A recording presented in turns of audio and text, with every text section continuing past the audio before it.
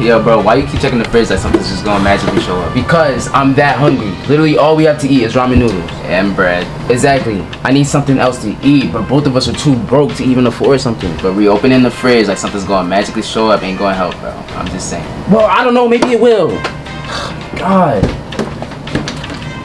Okay. Please. I want some General Tso's chicken with white rice.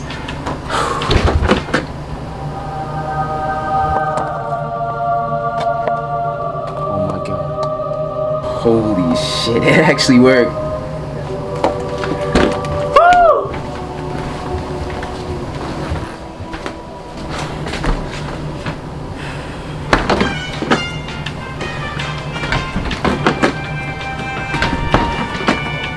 Why isn't it working for me? Maybe because you didn't have enough faith. Or maybe it's karma for you stealing my food last week, but who am I to judge? Can I have something to eat?